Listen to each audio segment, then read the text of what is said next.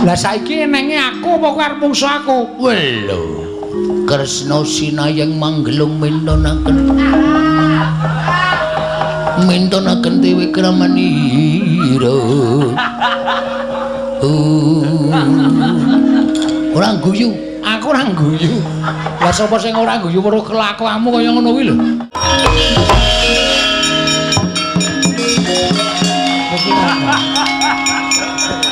Gamane wis mandeg barang kok isih begijigan.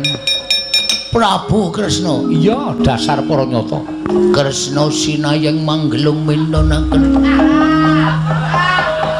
Mintonaken dewe kramanira. Ora guyu. Aku ora guyu. Kowe iki nganggo training ora krasa nggon lakang suwek bareng.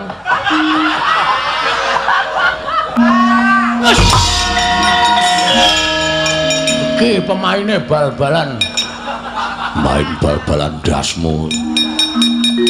Apa-apa ditendang, apa-apa ditendang.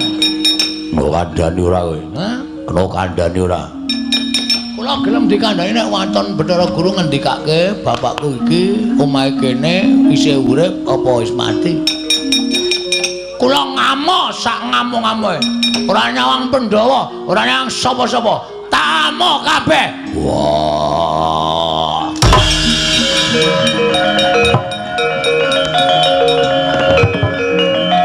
Betar. Mumet.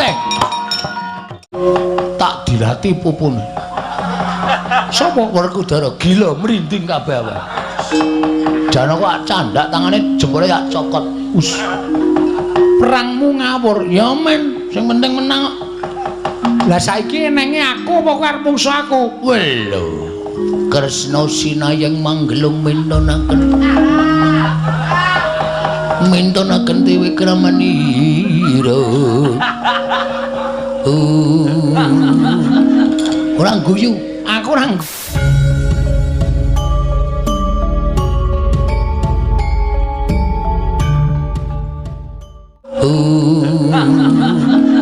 Ora guyu.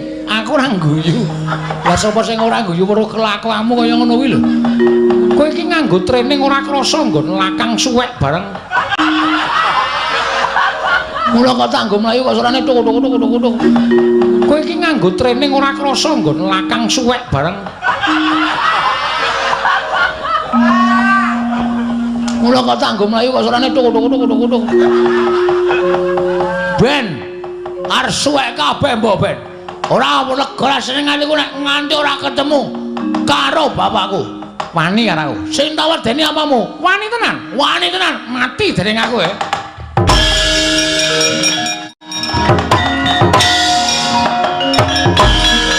Mesti ngono. Kresna iki nek perang mesti ngono kuwi. Wani karo aku. Wani tenan. Mati dening aku. Lunga. Suruh merata jajah merata imbagian padha-padha. Coba Bagong. Kowe aja gawe kisruh. Negara Ngastina ayo bali bapa Bagawan Durna ora ngerti sapa bapakmu. Mula kowe aja bebudhek banyu bening kahanan negara Ngastina. Kowe bali ora? Aku ora bakal bali. Tahu nono Windana ora bakal bali. Bajigur kowe ngecek aku kowe. Kowe ngecek kowe. Ora ngecek. Wong gagape kok arep gleleng. Hah? Sawangan, Kartomarma, Surtayu. Kabeh mundur. Lah kok kowe wong ngomong ora cetha arep gleleng. Arep dor. Wah, semi. Durung tekan nggone wis dijebloke. Ayo, arep ngopo? Titi bantanganku kekrakon tinjo ngekrek nyawamu. Ya. Kowe iso mateni Bagong bumi langit tangkepnya. Gek diantemnya. Dan iki ikhlas lahir batin, ora ikhlas sebab apa-apanya. Tak jajal wong gagap ki omongane piye? Antemane piye, guys? Ayo ge omong, guys. Ge omong, ge ngantem, guys. Kok omong kleru. kelakon mati dening aku nyo. Diar kowe. Agene meng kaya ngono. Aku iku lino ketiban kambil tak kandhani. Dadi nameng antemamu ora sepiro wae nyo. Lho. Kowe rasa gleleng, mula aku wis tak omong karo kowe to, kowe iki nek gleleng senengane ora kaya ngono kuwi. Asem perang disambi golek laron. Kayane kaya eman-eman iki nek nggon aku wis tak campuri ndok. Kemanja banget. Ayo nana pancen kowe. Oh, mencok raiku barang to malah. Wah, walesen. Cici traksi. Aku walesen. Kepiye? Aku walesen kowe ora mundur mungsuh Bagong tinjungake ra nyawamu kowe.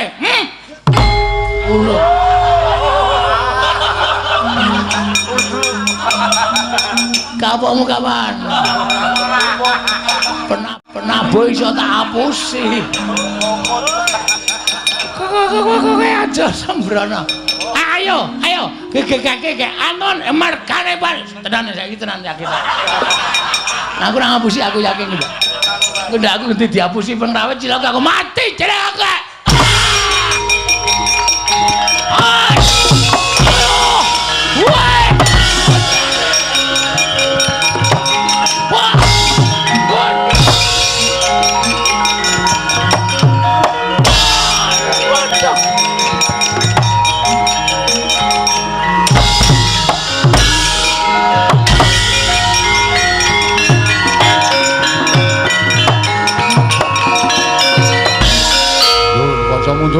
Mundur.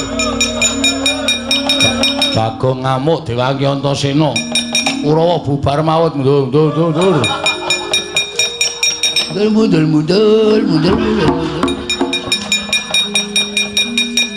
Mundur. Citraksi barang ya wis perang. Pun Man. Ketemu sapa? Ketemu sedulur. Lagi ketemu Bagong. Mungsuh Bagong kok kalah nek cara aku isin. Nah, kula biasa. Ora isin. Isin gone ngendi? Isin iku dienggo meremilang. Bagong sajake bar meguru anyar. Kula antem sirahe rapopo Man? Suarane mak klothak. Kok kaya ngantem bathok klopo. Wonge ngletak. Sing ada memendono matane. Terus kula citran sirah mundur iki mergane patimu bres. Kowe diantem udan. Oh. Wong edan ora candas kula digebuki bres mangkel Man. Pun. Cici cilaka nek ming musuh padha satriya wae ora masalah.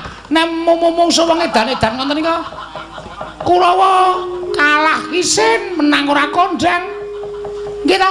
Heeh.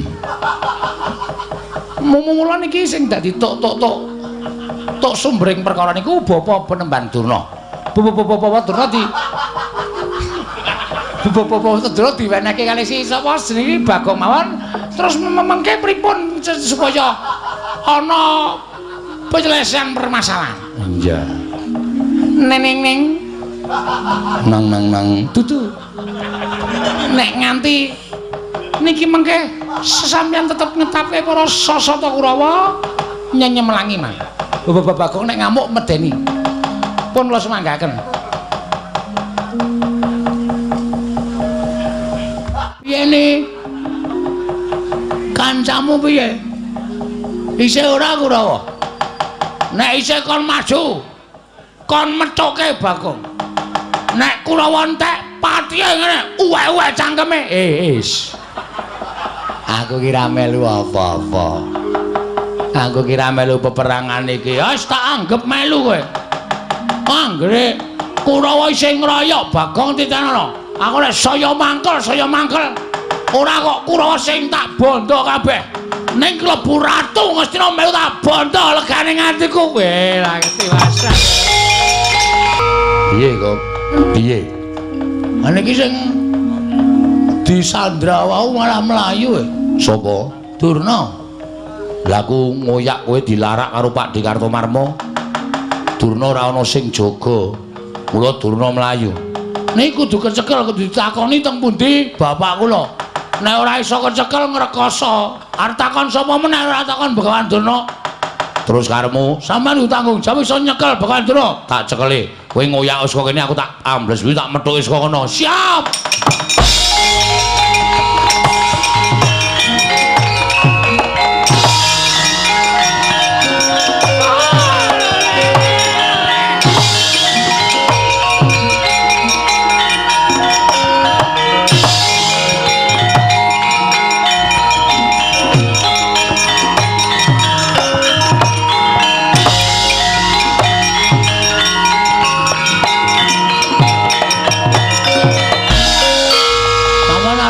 Endi Mbah?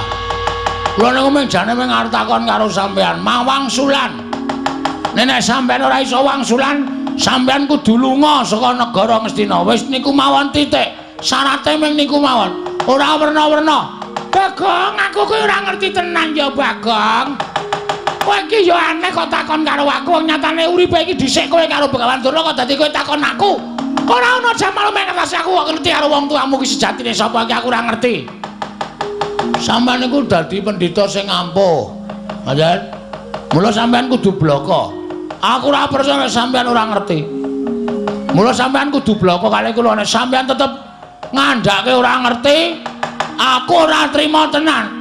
Bagong aja, Bagong ora iso. Wah candala bondo, lebonge pakun jalan, pakake macan. Jane ora mlayu.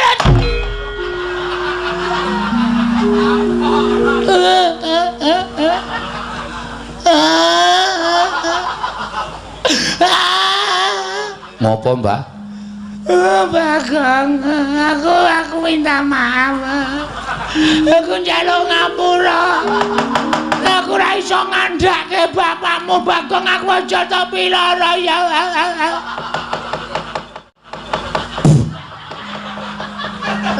Cangkemku leboni walang. Njaluk ngapura ya, Bagong.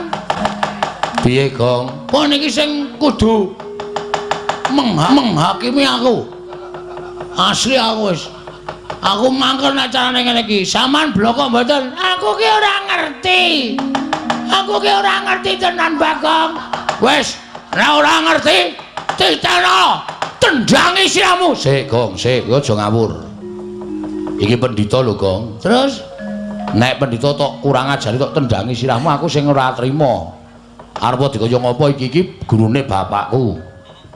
Durna ki tau tate mulang ilmu karo bapakku. Kena kowe nesu ning aja terus mulasara kaya ngono. Bener Antasena. Matur nuwun ya Putu.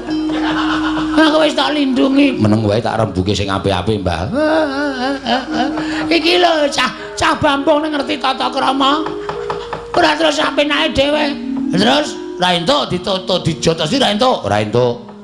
Kena kowe takon ngoyak kena ning aja nganti nibake tangan. Kowe jane melu ngendi kowe? Mulak-malik kowe no, Sena. Ora positif kowe. Ora krape nek carane ngono kuwi. Mau ngewangi aku saiki ngewangi Durna. Aku ngewangi Durna iki mergo Durna iki gurune bapakku. Nek kowe arep gendak sik karo Begawan Durna aku ora ngiklaske. Kena kowe ngoyak nganggo rembug ning aja terus bengok-bengok kaya niki luwe-luwe kowe arep jempalani karo Bapak Durna, Yang Durna. Aku ora ngiklaske. Iya, ketok gedhamu saiki. Ketok lorekmu kowe. Kowe ketok ngewangi aku nek jatine kowe ngemuli karo Begawan Durna. Ora masalah. Ora masalah. Kowe ngeman karo mbahmu ora masalah. Ning aku saiki iso nitik. Aten-atene Antasena kaya ngapa? Njaba karo jerone wis beda. Cangkemmu sing apik lho, Gong. Cangkemmu kowe lho. Wani karo aku. Meng perkara Durna lho iki. Meng perkara Kumbayana. Kok dadi awake dhewe nganti geger kaya ngene iki. Padahal mau sing ngakon kowe. Ndara Antasena kula kepengin takon teng pundi dununge bapak kula. Ayo tak terkira nek Durna. Takon Durna nek Durna ora iso ditakoni ora wangsulan jotosi wong loro. Mau omongane sapa ngono kuwi? Iki tak rekam ning HP lho. Lho. Isih tak rekam ning HP-ku. Aku saiki kowe nutupi karo Begawan Durna. Wose aku nek kowe jotosi Durna aku ora entuk. Aku arep nekat. Nek kowe nekat, saiki wis beda perkarane. Beda perkarane? Ora aku ngewangi kowe, aku ngewangi Begawan Durna. Motar kowe. Arep ngapa kowe? Sepelekke ora. Arep pokoke ngene iki akeh wong belani, akeh wong tresna. Mula saiki kowe arep ngapa? Kowe arep bantu arep Begawan Durna? Kowe arep ngrincong sikile Begawan Durna. Ayo, bandanan aku. Konangan putuku Antasena lebur tumpur tanpa dadi. Weh, gleleng iki cah iki. Wah, suarane terus kaya nyewa sound system ya. Bengok-bengok sak penake dhewe. Apa dikira aku wedi, Mbah? Dume sampean diwangi Ndara Antasena, aku wedi karo kowe. Gong, kena kandhane ora? Ora. Lho, ora basa. Ora basa ora apa. Wis nekat tenan ya. Mati nang ngene awujute kok. Bambane bali doyak-oyak bang plecet. Wong modar nek kene mbok ya wis. Nek ngono kowe ora kena tak kandhani. Ora, bakal ora kandhani. Antasena. Nek Bagong ora kena dikandhani, pateni wae. Gunane apa duwe abdi jenenge Bagong? Oh, cangkeme elek ta iki. Cangkeme elek iki pendhita kaya ngono iki. Wah, lambene jan senengane nglincipi cara papak. Nglincipi perkara. Wis saiki kowe keleren ora? Ora. Ning aja ngantemi Begawan Durna, tetep tak jotosi. Nek kowe jotosi Begawan Durna, mungsuhe aku. Aku ora wedi karo sapa-sapa. Nek kaya ngene iki aku wis nekat tenan. Nek ngono kowe wani tenan karo Antasena, sing tak wedeni apamu? Iki mergane. Ayo, bangga tayoni negane ngati.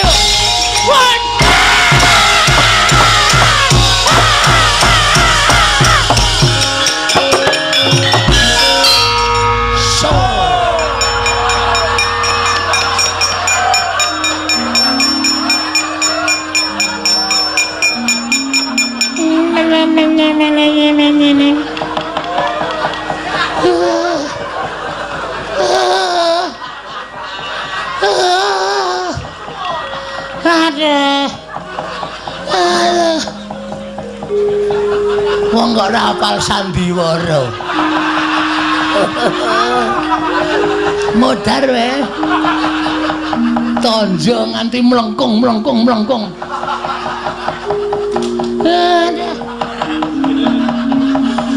De pasir. Pripun Kakang Durna? Kula mangga tang. Bayak tugel. Waduh tenan iki. Mesti di gift. Napa? Di gift. Gift gak gelem gak kula. Mana weh lah eneng sing ngewangi. Lah tak gawa mlayu ketiwanan.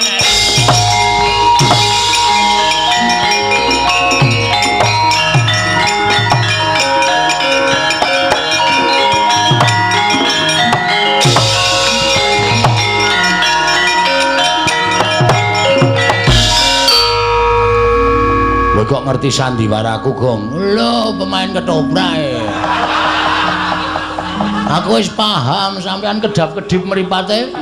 Lah wis oke. Iki jak prahmen iki. Kok Durna kok ya ora sadar. Dek gleleng banget. Barang sampean iki mergane pati kowe ya cancut tali wanda jebul tepat. Lek ku ngantem sajai keseron, Gong. Tantem nggon cengel terus ndungkluk. Terus tiba ning lemah. Cacat ora ya? Cacat ning wis pirot-pirot kok wae. Nek kula ora pati parah wong kula nggon bathuk. Bathuk niku atos kok. Iya. Terus iki karepmu piye? Terus niki pripun? Kula ngendi? Jelas Durna ora ngerti. Janjane aku arep ngenehi dalan karo kowe ning aku wedi, Gong. Wedi masalahe? Nek aku katut-katut mengko aku nampa duka, luwe-luwe aku bakal dipidana. Sebab mung ana siji sing ngerti, kudune ngerti mung ana siji. Sapa? Dewa.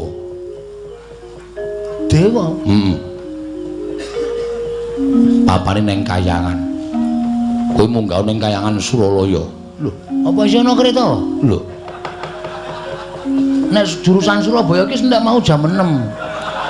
Suralaya basa. Wah, Suralaya to?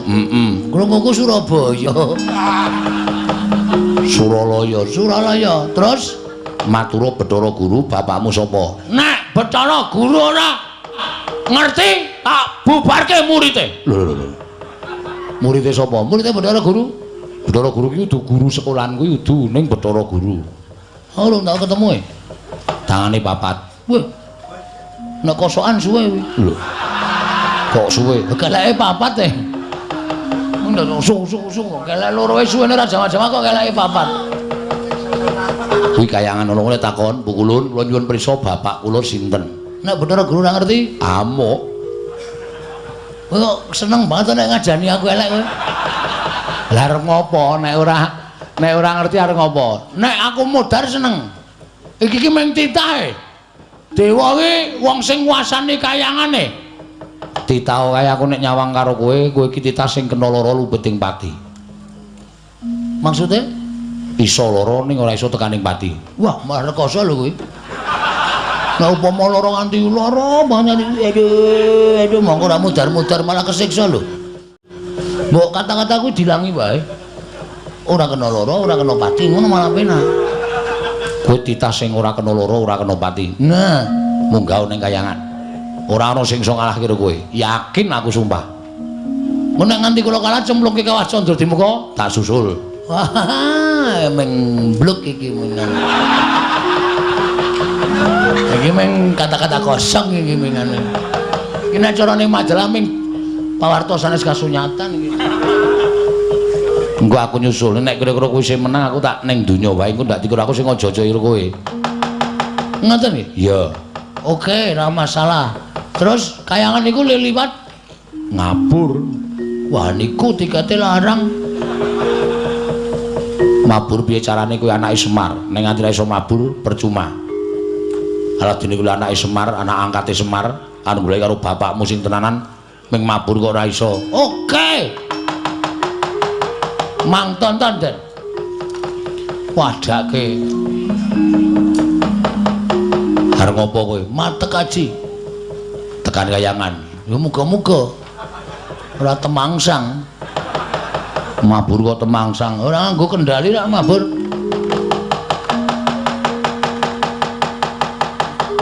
Wah, mripate merem-merem. Menengot ta iki lagi ndonga. Mah dilokke ora wis meneng. Ciripit gula batu kejepit. Siwalang kaji koko belu dem dem. Cing ciripit gula batu kejepit. Siwalang kaji koko belu dem dem. Cing ciripit gula batu kejepit. Siwalang kaji koko gelu dem dem. Cing ciripit gula batu kejepit. Siwalang kaji koko belu dem dem. Cing ciripit gula batu kejepit. Siwalang kaji koko belu dem dem. Misra ta? Wis munggah e. Nelemu nganggo aji-aji kaya ngono kuwi tekan kayangan sesuk malam Minggu. Bus ngono. Ora duwe. Nang Madurana. Nang ya, Kang.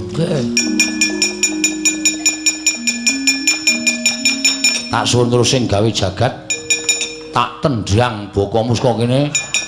Aja pati-pati tiba nek ora tiba kayangan. Siap. Wis siap kula. Ya, ngati-ati ya. Ha wis.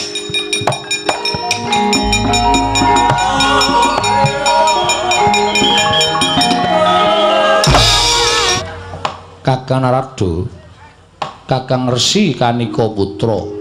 Merkencong warudayong pak pong bu bolong kali cedhi sapa sing gawe? Punapi di?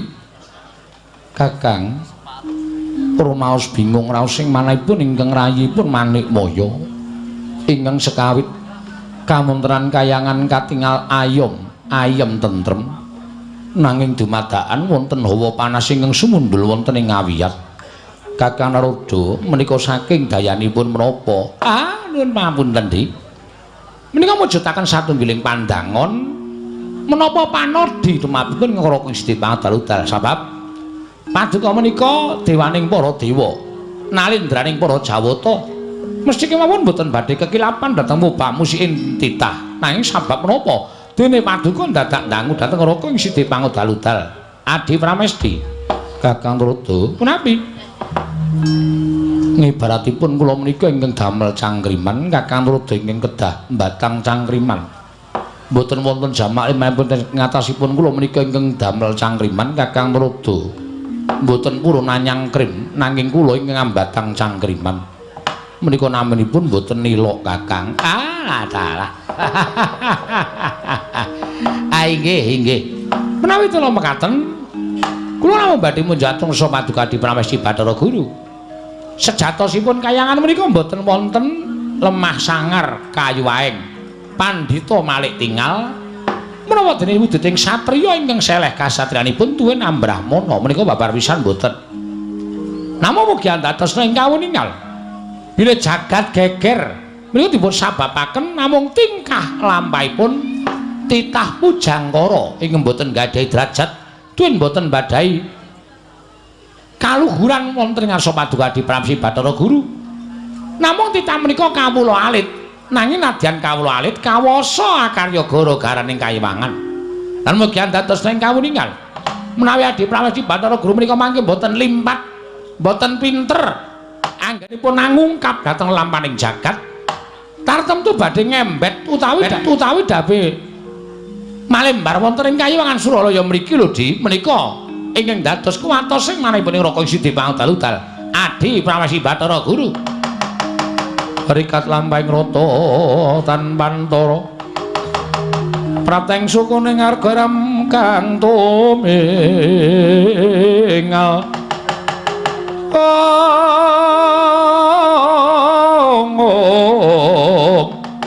Iram kang tumingal dendeng saengga praja. Dereng ngantos paripurna Mbal Wacana. Kasara ingkang wantun minggah wonten ing Bali Martya Kundha Manik. Nenggat majanipun Lurah Semar, Lurah Bagong nyerpepeh pindha sata meterang karya kagiat kang samya mulat. Apa ta? Ora lidhok ujaring wong daplok. Inggih menika dititah ingkang kula aturaken damel gara-gara wonten ing jagat. Bagong Kakang. Nggih. Mboten kinten babar pisan teka Bagong karya gara-gara ning kayiwangan. Ing mekaten tumriki timbalan menapa wigatosipun Bagong sowan mongko tanpa tinimbalan. Ponokawan Bagong. Padha raja sak prapta kita Ponokawan. Hong ilaheng. Gus. Aku kita nganggo sebutan dewa iki piye? Karang kula pun mapan wonten ing kayangan menika kedah saged genepi dhateng tata krama. Lah ning ora kena titah ora kena nganggo hong ilaheng. Awi kena kebacut ya Pukulun. Ya wis terus-terus. Awi kena Mas tumanana Mas Sidam. Pukulun Bagong kula ngaturaken sembah sungkem pangabektinipun ing ngabdipun Ponokawan Bagong Pukulun.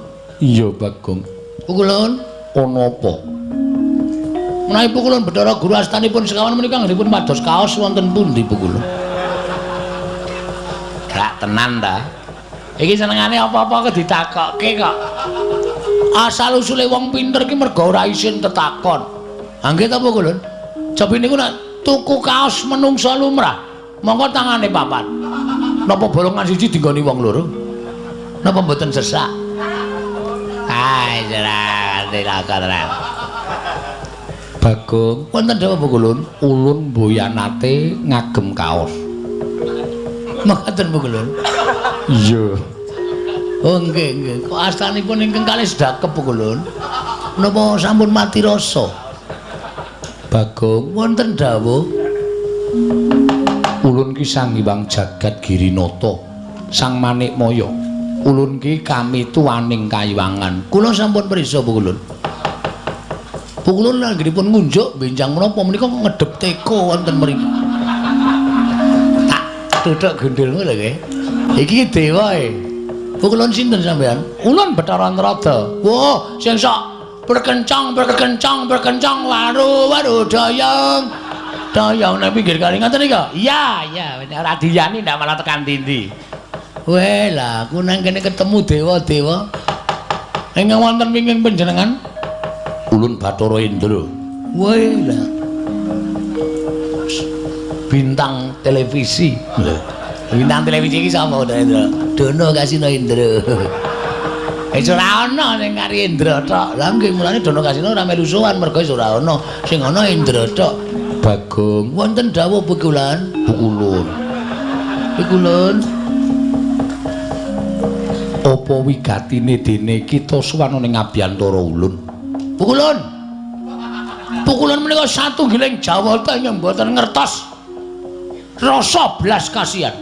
Ora apa meneh iki, apa meneh iki. Bocah kok apa-apa dilokke ta iki? Kena ngapa kita matur kaya mengkono? Bukulun mesakaken sapi kok didak-idak.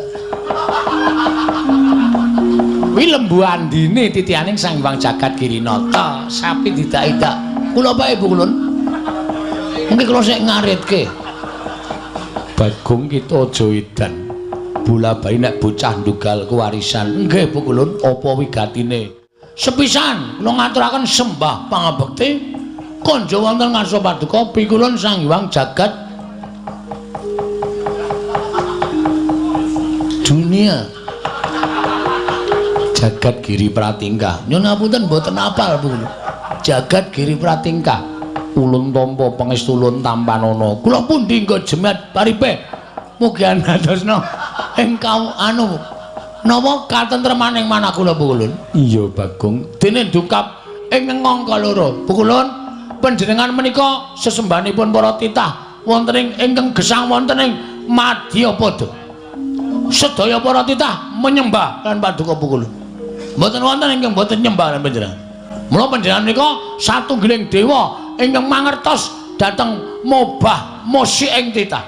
Bukulun, berarti sampean sok ngertos nek kula dong kalih bojo kula. Mbuya Bagong. Nun mbuya. Mbois kok mbuya. Mboya iki ora. Wah, ya ora ngerti kok. Tak kira nek mbois.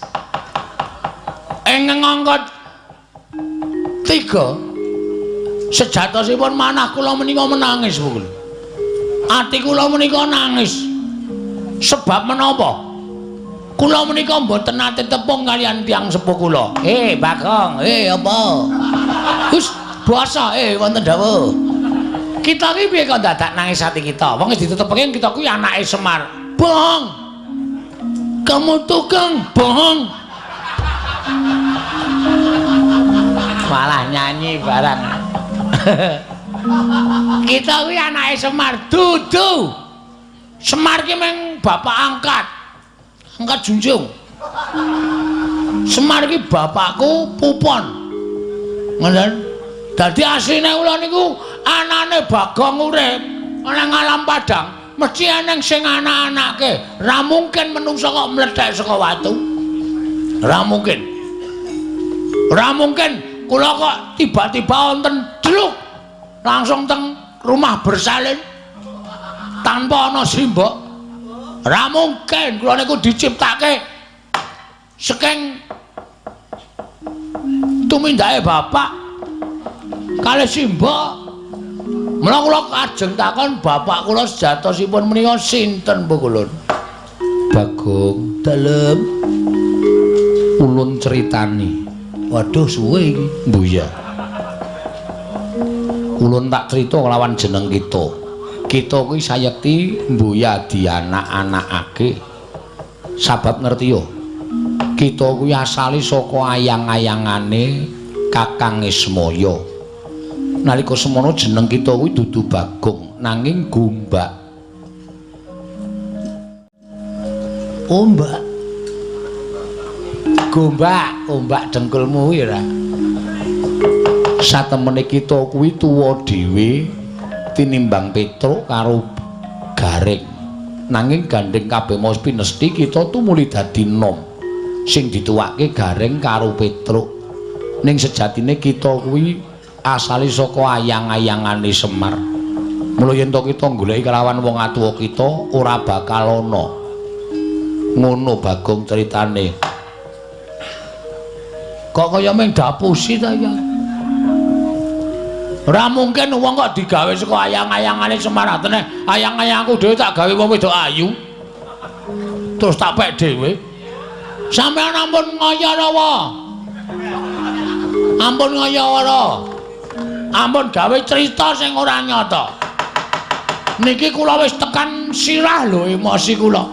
Kula bar ngamuk teng Ngastina. Durna bar tak palu sirahe. Niki kula munggah teng kayangan wigatine nyuwun priksa kalih sinuwun pukulan Bathara Guru. Bapak kula sapa? Kula omong namung wangsulane Bagong, kowe dumadi saka ayang-ayangane sembal. Kita kuwi ora dianakake lan kita kuwi ora dikandhut dening suwijining wong wadon. Emahku padake cah cilik. Emahku kudu ana. Ora mungkin bapakku ora ana. Bagong kita ki aja ngeyel iwang pukulun maneh kaya wis mata wis ngendika apa anane. Kowe meneng wae mbane tak jengking lho kowe. Meneng wae. Sing dadi ratu ning dewa sapa? Iwang Pilon Bathara Guru. Ha wis. Dapukamu apa? Ulun kami tuwa. Kami tuwa nek ora ana genduren meneng wae. Kami tuwa kok rewel. Kulun. Iya. Kula nyuwun priksa Bu Kulun. Bu Kulun kedang paringi dawuh, sinten bapak kula? Ulun wis matur apa anane. Ulun ora percaya. Ulun sapa? Ulun iki. Nameng cerita kula dadi ayang-ayang ora percaya, yakin sumpah ora percaya. Kula mah nek diawan yang diwangsuli kaya ngono. Yen kita ora percaya kita moh kita arep apa? Tantrimane Bagong. Ora mung jagat sing kula obrak-abrik. Bu kula ora iso nduduke bapak kula sejatine aja takon dosa. Klimpangke saka sira kandha warung sinaos.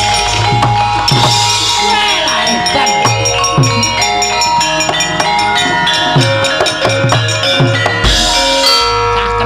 Cakentir. Caitan. Rada petuk. Kuwi ra malah kurang ajar ta kuwi. Kita iki karepe piye? Bathara Guru kok tok getak nganti mlayu. Kowe mlayu ra we? Kira melayu titenana wae tak nggo dolanan asli. Tak ilangin tupe tak nggo hibur-hiburan. Padake tawon ora. Sapenake dhewe ngulung ora. Bathara Raja sampean ngerti ra bapak kula sapa? Ulun ora ngerti. Ah, padha wae. Plocot weteng wis. Sapenake dhewe ora. Sampean kami tuaning kayangan ora ngerti bapakku. Ngapa mbegogok nang kene? Hah? Pak ulang-ulang modar dening aku.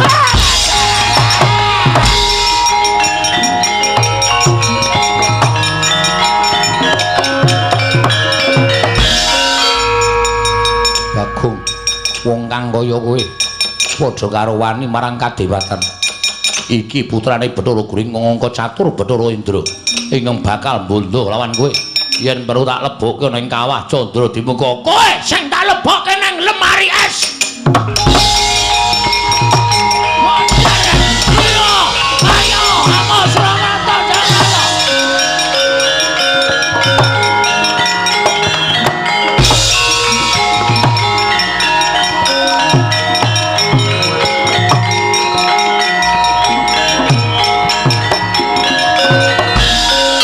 Bubar dewa-dewa.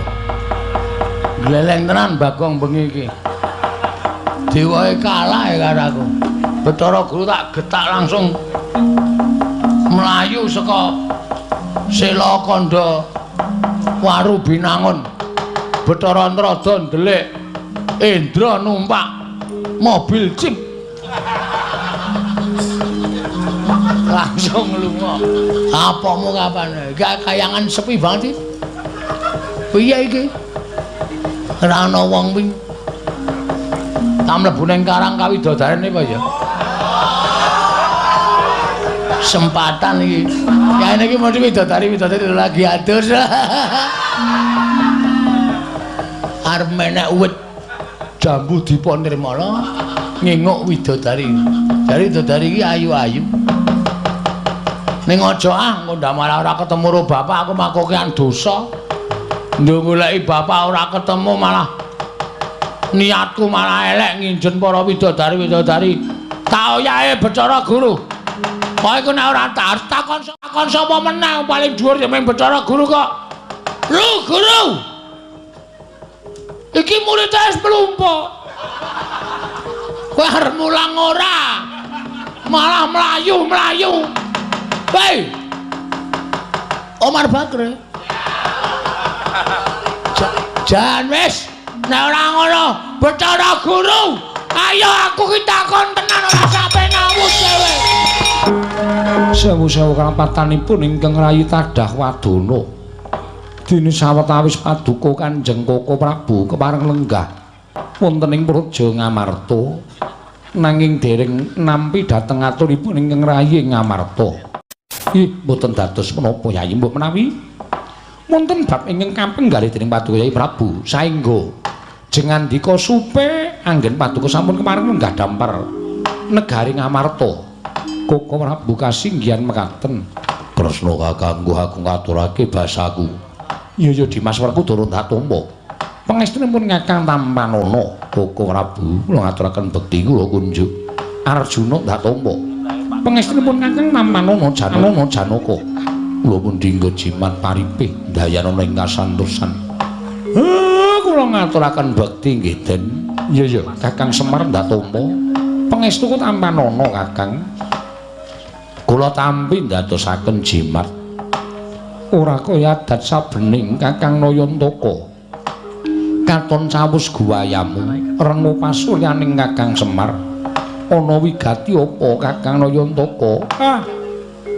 Kula nyuwun pangapunten. Estunipun badhe wonten atur ing kula unjukaken Paduka Sang Nata. Kakang Semar darpi aturapa. Mugi ndadosna ing kawuningan. Mbok menawi menika sanes bab ingkang wigati tumraping pepundhen kula Pandhawa. Nanging wigati tumraping Semar. Lire kepiye dene Kakang Nayantaka paring dawuh ing mengkono? Den. Anak kula Bagong nilar griyanipun. Mongko niki wau mboten tumut gara-gara. Namung anak kula Petruk kalih Gareng. Kula wis takon sanak kadang tangga tepalih ewadene jarine mboten wonten ingkang ngerti wonten pundi papandunungipun anak kula Bagong. Nggih ming namung aturuni ngoke mawon mbok menawi sakwanci-wanci anak kula dipun kersakaken utawi badhe dipun dawuhi menapa kemawon. Sakmenika nembe mboten wonten tegesipun mboten nderek sowan wonten negari Ngamarta Ndara. Miyatanganing kalanggihan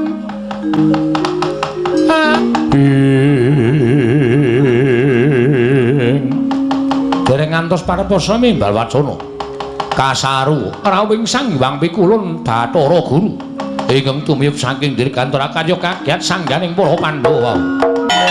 Kalugon laguning lekas logita linuting gitung kadung kadereng hamomong memangun manah rahayu ing pukulun kula ngaturaken sembah pangabekti kula kunjuk iya Puntadewa Luntampa kula ngaturaken sembah pangabekti kula kunjuk iya Kresna Luntampa Guru hakeku aku ngaturke sembah Werkudara Luntampa pukulun kula ngaturaken sembah iya Arjuna Luntampa Guru kowe do slamet to pangestunipun Kakang Ismaya wilujeng wonten menapa pukulun dene sumengko tindak paduka ewang adi pukulun menawi kepareng kawedhar dhateng ingkang wayahipun Puntadewa kepareng kula cemadhong dawuh Puntadewa yektine prapta ulunana ing negara Ngamarta sayekti mung bakal paring pangandikan kelawan para Pandhawa utamane kelawan panjenenganipun Kakang Ismaya lah kok kaya wigati banget ngopo Guru mugi ndadosna ing kawuningan menapa Kakang Semar mboten rumaos kecalan dhateng ingkang putra.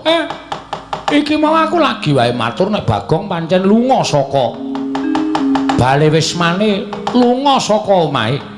Mugi ndadosna ing kawuningan Kakang Semar. Kakang Badranaya Kakang Ismaya. Bagong sak mangke dados parang muka wonten ing kayiwangan. Piyambakipun amutah dhateng ingkang abdi utawi ingkang rayipun Bathara Guru. Nyuwun priksa dhateng tiyang sepuhipun. Monggo nyatanipun sampun kula paringi priksa ewadene Bagong boten pitados malah sak mangke muto-muto dateng kula ngoyak-oyak dateng kula Kakang Semar. Pancen menungso ra tatanan. Gawe winang wonten timbalan ing Ngadawu. Mengkono mungguh kang dadi pangandika ulun kelawan sira kulup mboten ngene Bu Kulun. Ana mriyen. Lah kok teko Bagong malah samangke dados geger wonten ing Kayuwangan. Ngantos paduka Hyang Adi Kulun kepelajar saking Kayuwangan. Kresna ulun jaluk tulung ndakno kamur kaning Bagong aja gawe isi ning Kayuwangan. Mongso boronggon kita mulbawasa kelawan Ponokawan Bagong. Nok ngestaken dawuh kula nyuwun pamit Bu Kulun kepareng lenggah. Langkung wonten negari Ngamarta. Iya, Narayana ulun kang bakal lenggah sawetara ning negara Ngamarta. Gansing langit kelap-kelapaton. Lir kincanging risang mawe gandrung. Usai. Jagat Dewa Bathara jagat Pangestu. Lah wis tak bedhek to Kulun Bathara Guru mesti medune nang Ngamarta. Ha wis. Baul iki. Nang nganti ketemu karo pepundhen-pepundhenku Pandhawa mesti aku didukani. Mergo aku wis wani gawe geger Kayangan Suralaya. Wis, kalah cacak menang cacak. Ngibarate kaya nyemplung kali wis tekan tengah ming kari golek watu tumuli ndodok. Ya, maju terus, mundur ya terus. Sapa sing kira-kira meparangi karepku nggonku takon karo Iwang Pikulun Manemaya. Ora mawas pepundhen, ora mawas sapa-sapa. Rawe rantas marang bakal aku to. Lir kincanging risang mawe gandrung. Bagong dalem. Bojo kaya ngono patrapmu. Kowe iki wis tuwa, Bagong. Anggep wis tuwa. Semene bocah nek ngentek-entekke kempongan. Mula kowe manuta karo aku. Pripun? Apa kang dingendikake Wang Pikulun Manikmaya mau sanyata bener. Bagong aja nganti gawe wiranging pepundhenmu Pandhawa pakartine kaya mengkono mau. Bakal ngorek-orek marang bendaramu. Ngorek-orek pasuryaning Pandhawa. Pandhawa melu isin kelawan tingkah polahmu Bagong. Terus ayo kowe nyuwun ngapura karo Iwang Pikulun Manikmaya. Kepiye? Kula urung ketemu karo babe. Babe sapa? Bapak sing mijekke kula. Mula kula gugan ning Kayangan niku men kula ngerti sapa to jane Sudarmane Bagong. Yen ngono apa kowe wis ora nggugu karo omongane Janaka? Mboten perkara kula ora nggugu, sampeyan ampun tumut-tumut perkara niki to, Den. Nek sampeyan melu-melu perkara niki mengke kriwikan dadi grojokan, geguyon dadi tangisan. Napa sampeyan ora isin diwaneni karo Bagong? Bagong. Yen pancen ora kena tak kandhani. Wedah apa aku duwe batur kaya kowe? Aku mentala karo kowe. Wes mati, Dreng. Aku kowe.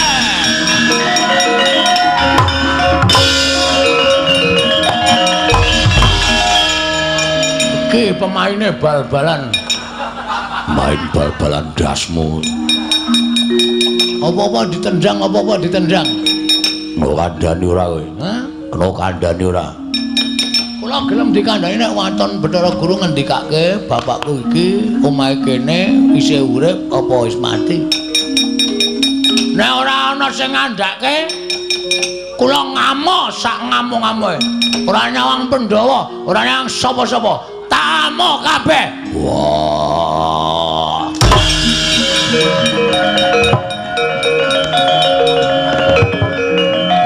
Betar. Mumet.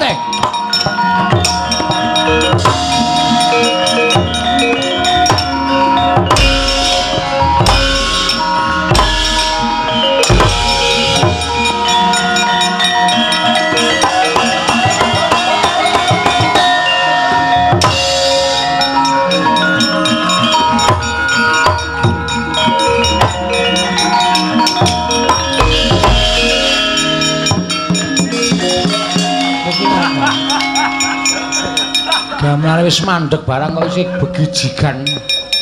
Prabu Kresna. Iya, dasar para nyata. Ora Bagong mbok kowe iki eling. Kula ora redeng lali kok. Lho, nek ora lali mestine kowe ngerti tata krama. Kula ngertos. Nek sebabe apa kowe ndek tingkah laku sing kaya ngono? Wong ki nek kekarepane ora kasembadan tinggal lakune sak karepe dhewe. Lho. Werkudara Janaka nganti mundur gila karo kowe. Gila wae. Kula perange ngawur. Sak karepku nendhangi sak penake dhewe. Tak dirati pupune. Sapa Werkudara gila merinding kabeh wae. Janaka candak tangane jempole tak cokot. Us.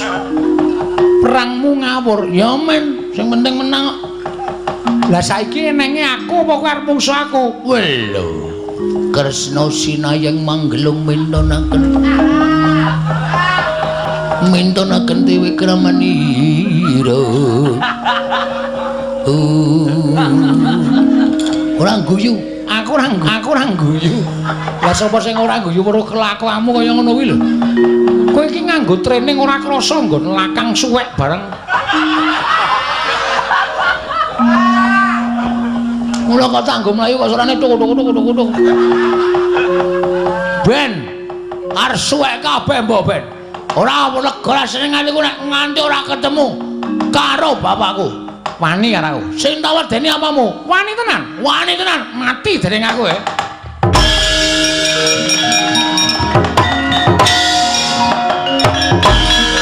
Mesti ngono. Kresna iki nek perang mesti ngono kuwi. Wani karo aku. Wani tenan. Mati dening aku. Lunga. Cah jirih ora. Asline jirih ane. Kena aku ora tetep maju terus goleki Bathara Guru. Ora entuk keterangan sing gumathok. Sapa sing arep peparangi karepe Bagong?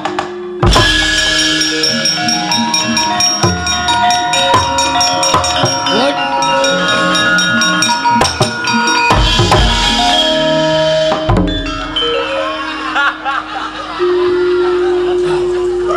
Ketemu dukuwe.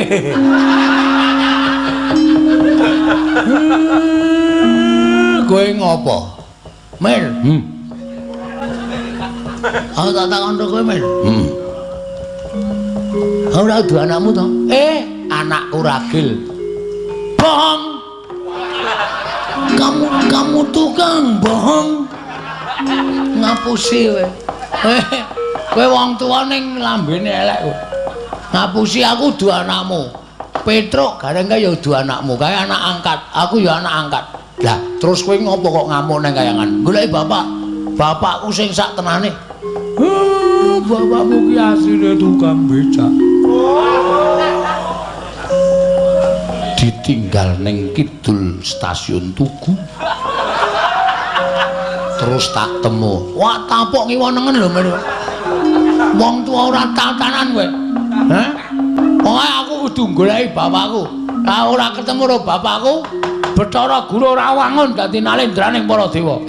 Kowe wani karo aku. Sing tak wedeni apamu? Buenke sumo iki, Mbak. Lemu mungsuh lemu iki. Sepatane modar. Sepatane ngrekoso uripmu. Ora satara sepatane aku ket biyen wis ngrekoso uripe. Aku wis ketula-tula. Ayo, tak duduke apa ora? Ora tak duduke tak amuk tenan.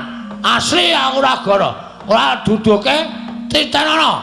Aku sing ora nrimake. Gong, kowe iki bocah kok arep wani karo wis ora iya. Pokoke luweh. Mati tenan kowe. Wen. Bocah kok kaya ora sebaene.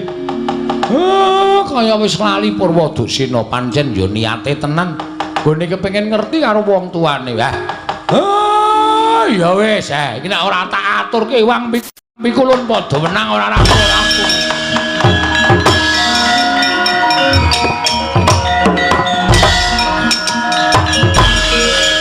Ngopo kowe wedi karo aku kok ngejak cah cilik?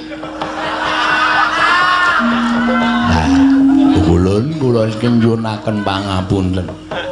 Oyane ngopo kowe? Engko setengah 6 tangi adus terus nata jadwal sekolah. Kayane kok kelitian. Bagong. Malah nranyak. Lek apa piye? Apa siwa?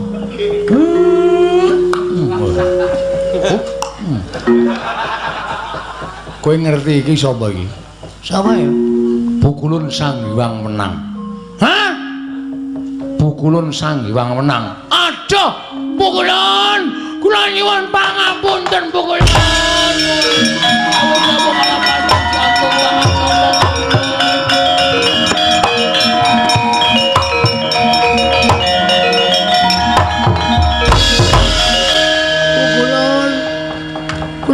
Pangapunten Pukulun.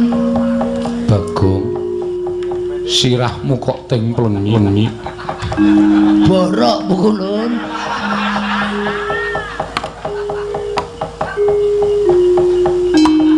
Oh, dilapke cangkem Pukulun.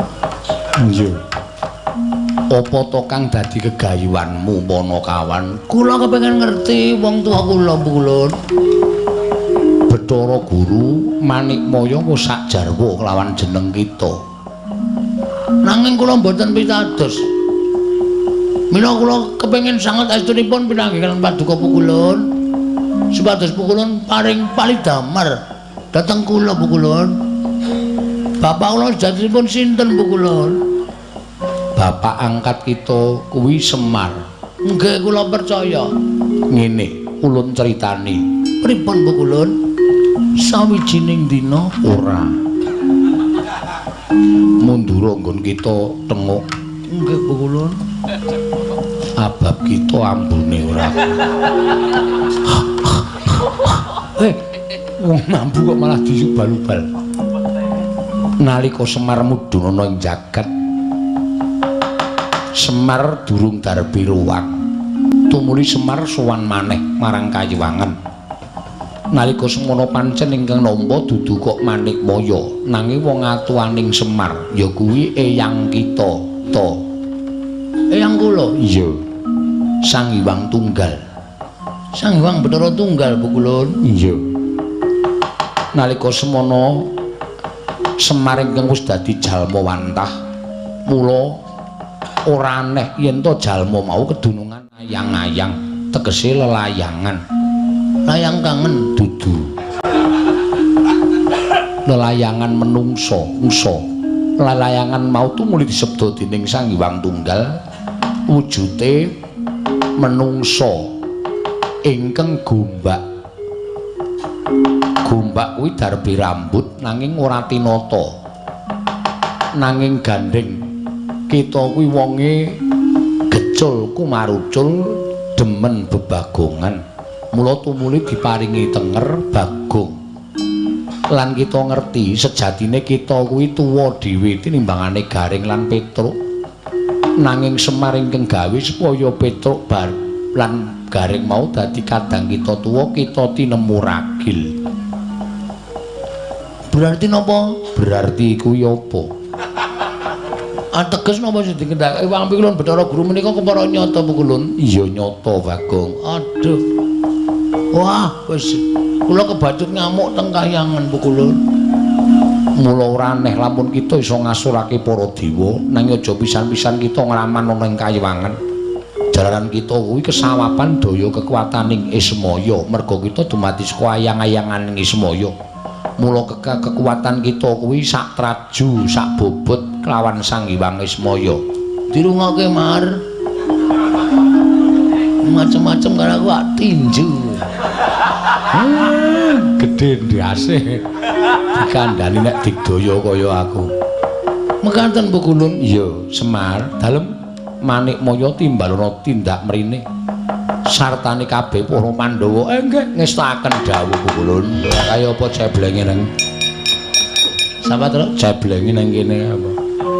Kula kok lunga saka omah. Pukulun. Iya piye? Kula nyuwun gungan bareng Pukulun. Ulun parengake Bagong. Kula nyuwun pejahipun Petruk kali Gareng Pukulun. Kowe iki ngopo, Gong? Ora ana wong salah kok. Wong nek aku cebleng kok. Kowe iki nek ngerti critane Pukulun Sang Hyang Bathara Menang, kowe mesti karo aku gila.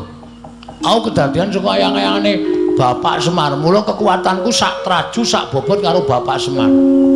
Muni ana. Hah? Sebdake kahutangmu. Wis. Hah? Wis. kapokmu kapan? Kita wis marem. Sampun Bu Kulun, sampun marem sanget Bu Kulun. Yo, yen wis marem nyuwuna pangapura kalawan Manikmaya. Bu Kulun Manikmaya, Bagong ana apa? kula nyuwun pangapunten nggih Bu Kulun. Ya Bagong ora dadi ngopo. Kita ngamuk ana ing Kayiwangan ulun paring pangapura. Matur sembah, kula methek jambu dipunirmara kalih Bu Kulun. Bakal kita gunake apa? Ajeng kula tandur teng omah. Supaya iso dadi srana daharaning Bagong menika jambu dipunirmara. Kali jambu kluthuk Bu Kulun. Ya Bagong sak karep kita. Wis kanthi kaya mengkono ulun kundur makayangan. Bagong aja gawe geger meneh, kita wis marem. Sampun Bu Kulun. Yen kita durung marem ulun medhun meneh. Kita ulun paringi pidana. Mboten Bu Kulun, sampun cekap semanten kemawon Bu Kulun. Mboten ajeng macem-macem Bu Kulun. Kula pun kapok temenanan Bu Kulun. Ya, ulun kundur makayangan bareng lawan Manikmaya. Ayo Bathara Guru, monggo ulun kula dherekaken.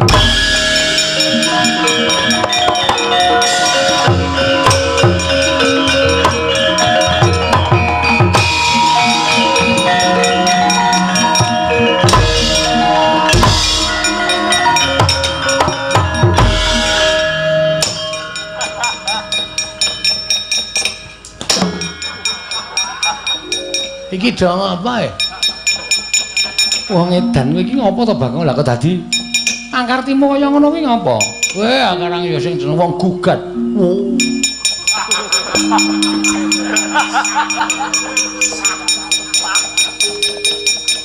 Lan men kepengin ngerti bapak kula saha jebul asline bapak kula ya niki. Iya. Mung dumadi saka ayang-ayang. Iya. Pun trima kula. Wis ora masalah.